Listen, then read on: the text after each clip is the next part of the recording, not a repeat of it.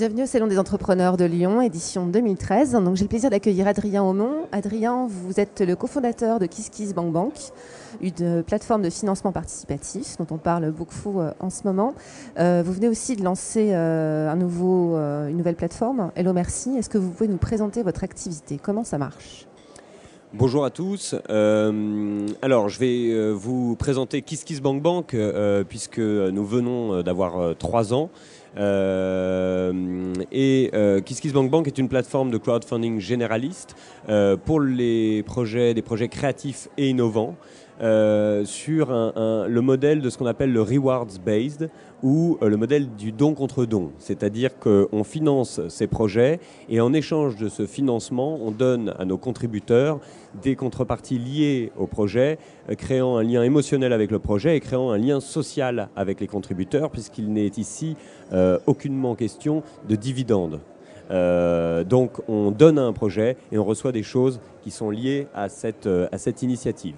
Ça fait 3 ans qu'on existe, on vient de franchir le cap des 6 millions d'euros collectés pour la création et l'innovation. La première année, nous avons collecté un peu plus de 100 000 euros, la deuxième année, un peu plus de 600 000 euros, la troisième année, 2 400 000 euros. C'est le montant qu'on a fait au dernier trimestre et on est aujourd'hui sur une année 2013 qui va être aux alentours de 7-8 millions d'euros avec une croissance de 30% tous les mois. On sera le mois prochain ou le mois d'après, si mes chiffres sont bons, à hauteur de 1 million d'euros par mois injectés dans la création et l'innovation à travers KissKissBankBank. Les montants moyens des fonds? Les montants moyens, alors le montant moyen d'un projet, d'une collecte de fonds est de 4 000 euros.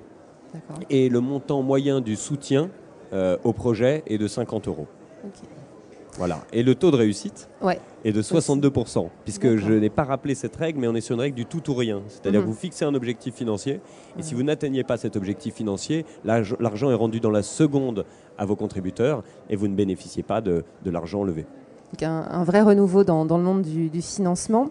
Votre business model, c'est quoi? Comment vous vous rémunérez? Notre modèle économique est le suivant. Nous prenons une commission sur les projets qui arrivent à se financer, qui est de 8%. Vous avez 3% de frais monétiques et 5% pour KissKissBankBank. D'accord. Je profite de l'occasion pour vous présenter notre nouvelle plateforme, hellomercy.com.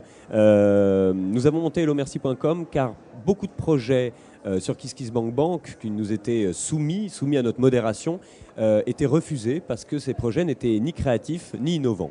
Il s'agissait de permis de conduire, de financement d'études, de création de micro-business ou d'entreprises locales et ne correspondaient pas au modèle des contreparties, du don contre don. Et on a décidé de monter la première plateforme au monde de prêt entre particuliers solidaires, c'est-à-dire qu'on peut désormais se prêter de l'argent les uns les autres à taux zéro. Notre promesse est la suivante: emprunter à des gens qui vous veulent du bien. Ça fait 1 mois et demi qu'on existe, 100 000 euros ont été déjà prêtés en 1 mois et demi.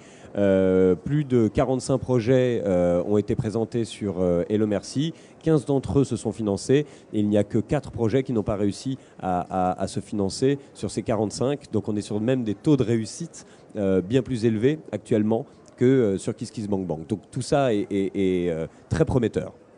Alors, on a beaucoup parlé de financement participatif, de crowdfunding lors des assises de l'entrepreneuriat. François Hollande a annoncé une évolution des règles du jeu. Des choses sont attendues a priori pour septembre, sans rentrer dans le secret des dieux. Mais vous, concrètement, quelles seraient vos attentes? Qu'est-ce qui manque au secteur?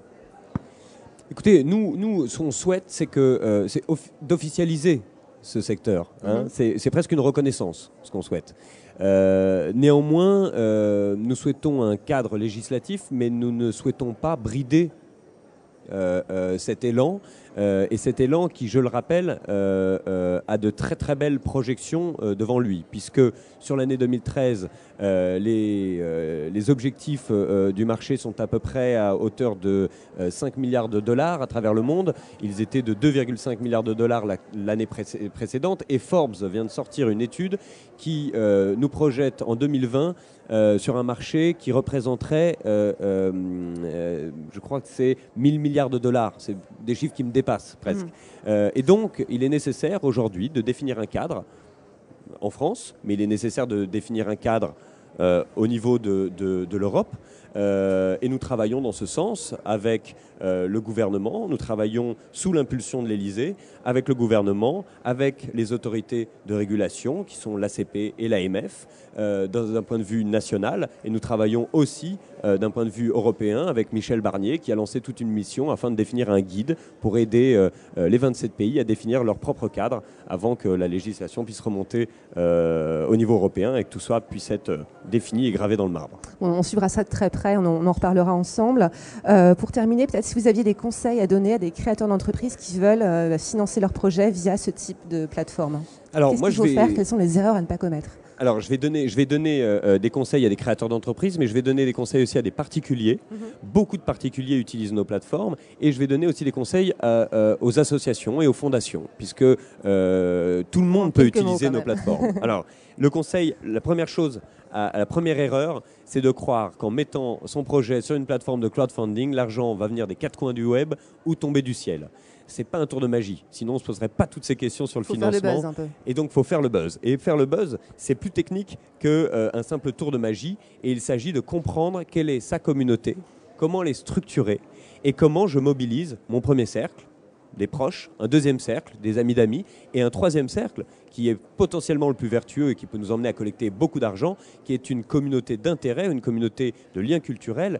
Et ces gens se retrouvent à travers le monde. Et si vous les cherchez bien, vous allez trouver les gens qui partagent la même passion que vous et la même envie de voir naître les initiatives que vous êtes en train de porter. À vous de mobiliser tout ce monde-là. Si vous y arrivez, vous arriverez à vous financer.